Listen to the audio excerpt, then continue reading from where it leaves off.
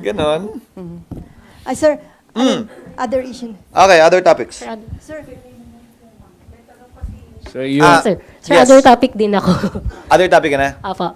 So, ay, Kuya Raymond. yung ano, usap-usapan kasi yung supposedly nag-release ng 150 billion daw na pork barrel para sa mga senators.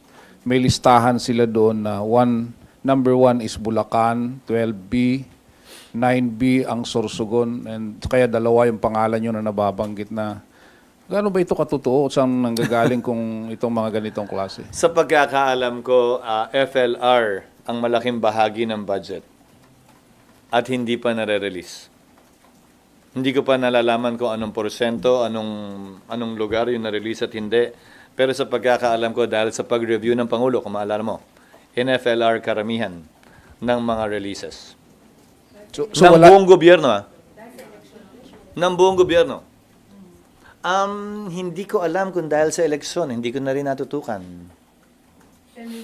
pero may ganun nga listahan na May ano? may ganun talaga na list na up to 150 billion for senators. Hindi ko rin alam.